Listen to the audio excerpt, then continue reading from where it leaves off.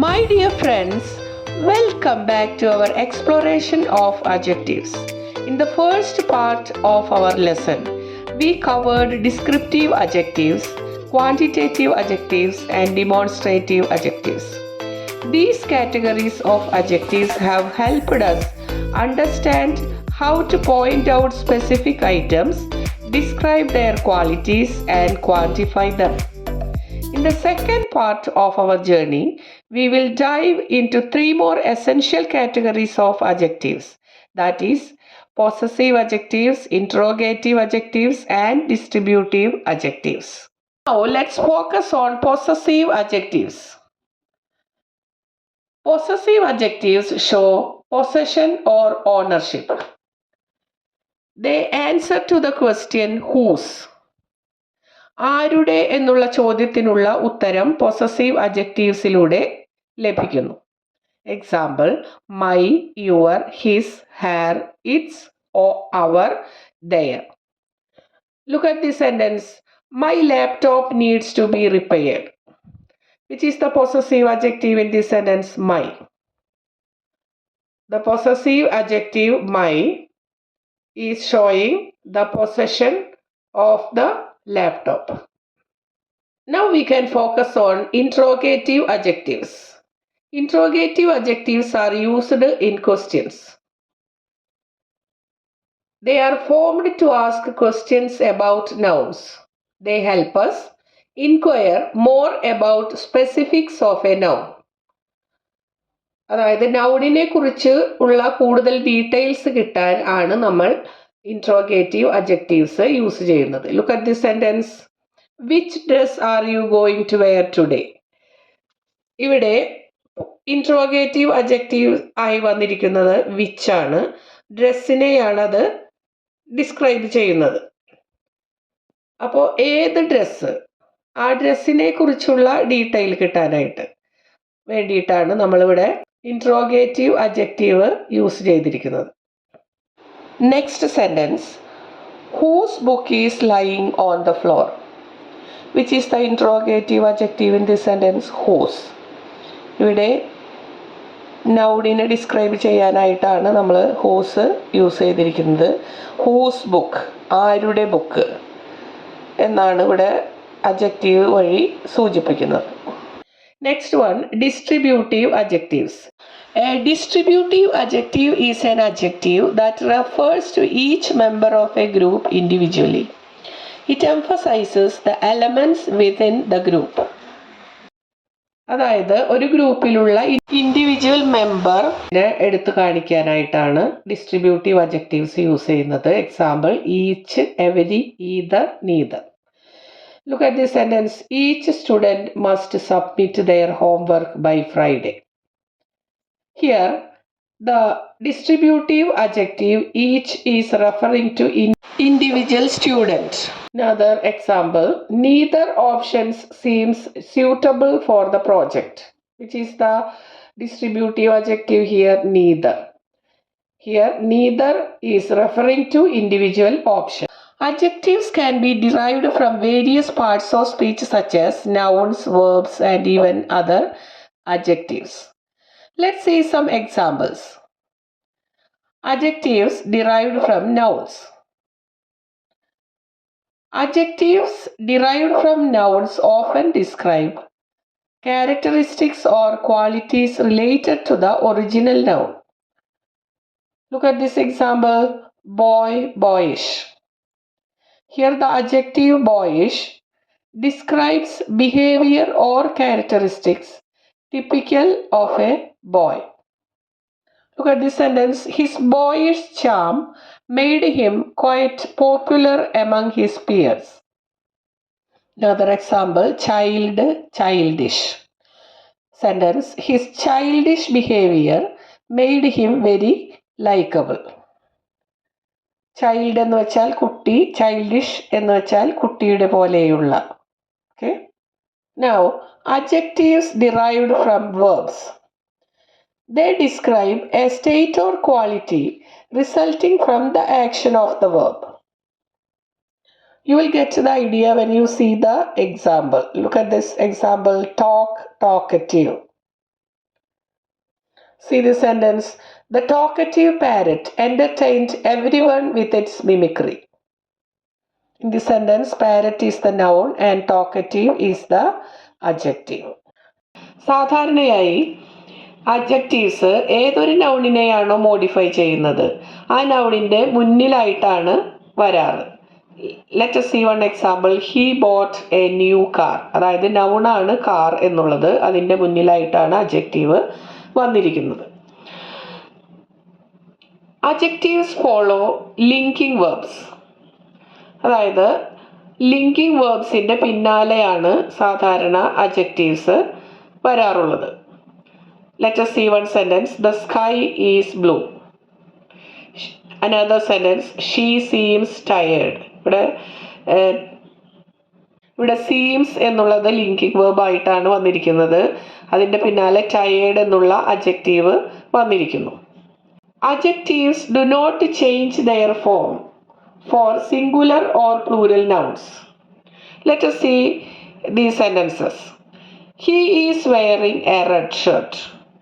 They are wearing red shirts. ഇവിടെ shirt എന്നുള്ളത് ആദ്യത്തെ സെൻറ്റൻസിൽ സിംഗുലർ ആണ്, രണ്ടാമത്തെ സെൻറ്റൻസിൽ അത് ഷർട്ട്സ് പ്ലൂരലായിട്ടാണ് യൂസ് ചെയ്തിരിക്കുന്നത്. രണ്ട് കേസിലും അഡ്ജക്റ്റീവ് റെഡ് എന്ന് തന്നെയാണ് യൂസ് ചെയ്തിരിക്കുന്നത്. അതായത് അതിന് മാറ്റം വരുന്നില്ല.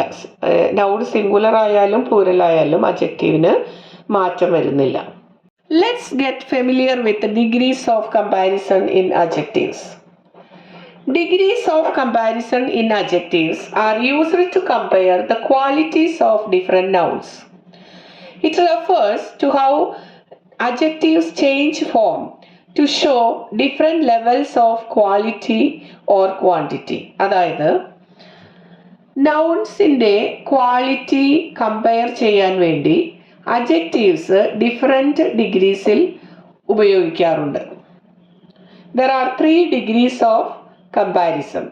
They are positive degree, comparative degree and superlative degree. Positive degree. This is the base form of the adjective and describes a single person or thing without making any comparison. Example, she is tall.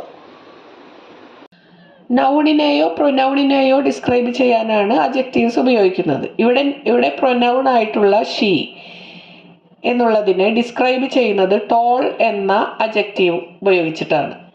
ഇവിടെ comparison ഒന്നും നടക്കുന്നില്ല, just describe ചെയ്യുക മാത്രമേ ചെയ്യുന്നുള്ളൂ toll എന്ന അഡ്ജക്റ്റീവിലൂടെ. അതുകൊണ്ട് തന്നെ ഇതിനെ പോസിറ്റീവ് ഡിഗ്രി എന്ന് പറയുന്നു. Here the base form of the adjective is used, that is tall. Next one, comparative degree. This form is used to compare the quality of 2 nouns. 2 നൗണുകളുടെ പ്രത്യേകത കമ്പയർ ചെയ്യാനായിട്ടാണ് നമ്മൾ കമ്പാരിറ്റീവ് ഡിഗ്രി ഉപയോഗിക്കുന്നത്. Comparative degrees of adjectives are typically formed by adding er to the adjective or using more before the adjective. Let us see one sentence. She is taller than her brother. ഇവിടെ 2 പേരെ ആണ് compare ചെയ്യുന്നത്, she and her brother. എങ്ങനെയാണ് compare ചെയ്യുന്നത്? ടോളിൻ്റെ കൂടെ, toll എന്നുള്ള അഡ്ജക്റ്റീവിൻ്റെ കൂടെ er എന്ന് ചേർത്തിട്ട് അതിനെ നമ്മൾ എന്തെന്നാ പറയുന്നത്? കമ്പാരറ്റീവ് ഡിഗ്രി ഓഫ് അഡ്ജക്റ്റീവ് എന്ന് പറയുന്നു. Next one, superlative degree. This form is used to compare the quality of 3 or more nouns indicating the highest degree. അതായത് ഇവിടെ 2-ലധികം, അത് എത്ര വേണമെങ്കിലും ആവാം, 3 ആവാം, എത്ര വേണമെങ്കിലും ആവാം. അങ്ങനെ കമ്പയർ ചെയ്യുന്ന ഒരു സാഹചര്യത്തിൽ നമുക്ക് സൂപ്പർലേറ്റീവ് ഡിഗ്രി ഉപയോഗിക്കാവുന്നതാണ്. അഡ്ജക്റ്റീവിൻ്റെ superlative degree. Let us see one sentence. She is the tallest in her class. അതായത് ഇവിടെ കമ്പാരിസൺ നടക്കുന്ന ക്ലാസ്സിലെ മൊത്തം കുട്ടികളായിട്ടാണ്. അപ്പോൾ നമ്മൾ അഡ്ജക്റ്റീവിൻ്റെ കൂടെ EST ചേർത്തിട്ടാണ് നമ്മൾ കമ്പാരിസൺ ഇവിടെ നടത്തിയിരിക്കുന്നത്. ഇത്തരം യൂസേജിന് നമ്മൾ സൂപ്പർലേറ്റീവ് ഡിഗ്രി എന്നാണ് പറയുന്നത്. അതുതന്നെ ചില കേസുകളിൽ ചില അഡ്ജക്റ്റീവ്സിൻ്റെ മുന്നേ നമ്മൾ കമ്പാരിറ്റീവ് ഡിഗ്രിക്ക് അഡ്ജക്റ്റീവിൻ്റെ മുന്നിലായിട്ട് മോർ ചേർക്കും, സൂപ്പർലേറ്റീവ് ഡിഗ്രിക്ക് അഡ്ജക്റ്റീവിൻ്റെ മുന്നിലായിട്ട് മോസ്റ്റും ചേർത്തിട്ട് യൂസ് ചെയ്യാറുണ്ട്. See this example, the garden is beautiful. In this sentence, which is the noun, the garden? Adjective, beautiful. Here, the adjective beautiful describes the garden. ഇവിടെ അഡ്ജക്റ്റീവ് ബേസ് ഫോമിലാണ് use ചെയ്തിരിക്കുന്നത്. കാരണം ഇവിടെ ഗാർഡന് മറ്റു നൗൺസുമായി കമ്പാരിസൺ ഒന്നും നടക്കുന്നില്ല. അതുകൊണ്ട് തന്നെ ഇവിടെ യൂസ് ചെയ്തിരിക്കുന്ന അഡ്ജക്റ്റീവ് പോസിറ്റീവ് ഡിഗ്രിയിലാണ് എന്ന് പറയാം. Look at the sentence, the rose garden is more beautiful than the vegetable garden. ഇവിടെ റോസ് ഗാർഡൻ വെജിറ്റബിൾ ഗാർഡനുമായിട്ട് കമ്പയർ ചെയ്തിരിക്കുകയാണ്. അതുകൊണ്ട് തന്നെ അഡ്ജക്റ്റീവ് കമ്പാരിറ്റീവ് ഡിഗ്രിയിലാണ് യൂസ് ചെയ്തിരിക്കുന്നത്. ഇവിടെ ബ്യൂട്ടിഫുൾ എന്ന അഡ്ജക്റ്റീവിൻ്റെ തൊട്ടു മുന്നിലായി മോർ എന്ന് ചേർത്തിരിക്കുന്നു. More beautiful. അതുകൊണ്ട് ഇത് കമ്പാരിറ്റീവ് ഡിഗ്രിയിലാണ് വന്നിരിക്കുന്നത്. Look at the sentence, the flower show garden is the most beautiful garden. ഇവിടെ ഫ്ലവർ ഷോ ഗാർഡൻ മറ്റു ഗാർഡനുകളുമായിട്ട്, അതായത് രണ്ടിലധികം ഗാർഡനുകളായിട്ട്, അതായത് മൂന്നോ അതിലധികം എത്ര വേണമെങ്കിലും ആവാം. ഇവിടെ സൂപ്പർലേറ്റീവ് ഡിഗ്രിയാണ് യൂസ് ചെയ്തിരിക്കുന്നത്. അഡ്ജക്റ്റീവിൻ്റെ സൂപ്പർലേറ്റീവ് ഡിഗ്രി, അതായത് ബ്യൂട്ടിഫുൾ എന്നുള്ളതിന് മുന്നായി മോസ്റ്റ് ചേർത്തിരിക്കുന്നു. ചില അഡ്ജക്റ്റീവ്സിന് കമ്പാരറ്റീവ് ഡിഗ്രിയിൽ ബേസ് ഫോമിൻ്റെ കൂടെ ER ചേർക്കുകയും സൂപ്പർലേറ്റീവ് ഡിഗ്രിയിൽ ബേസ് ഫോമിൻ്റെ കൂടെ EST ചേർക്കുകയും അതുപോലെ ചില അഡ്ജക്റ്റീവ്സിന് കമ്പാരറ്റീവ് ഡിഗ്രിയിൽ അഡ്ജക്റ്റീവിൻ്റെ മുന്നിൽ മോർ ചേർക്കുകയും സൂപ്പർലേറ്റീവ് ഡിഗ്രിയിൽ അഡ്ജക്റ്റീവിൻ്റെ മുന്നിൽ മോസ്റ്റ് ചേർക്കുകയും ചെയ്യുമെന്ന് ആദ്യം സൂചിപ്പിച്ചല്ലോ. ലെറ്റ് us see the examples once again. Positive degree tall, comparative degree taller, superlative degree tallest. ഇവിടെ ടോളിൻ്റെ കൂടെ കമ്പാരറ്റീവ് ഡിഗ്രി ആകുവാൻ ER ചേർത്തു ടോളിൻ്റെ കൂടെ. സൂപ്പർലേറ്റീവ് ഡിഗ്രി ആകുവാൻ ടോളിൻ്റെ കൂടെ EST ആണ് ചേർത്തത്. See this adjective beautiful, more beautiful, most beautiful. In this case, we added more before the adjective beautiful to get to the comparative degree, and we added most before the adjective beautiful to get to the superlative degree. I'll give you a detailed note on degrees of comparison in the upcoming classes. I hope today's class is clear to you. By understanding the different types of adjectives and how they are used, we can improve our communication and writing skills.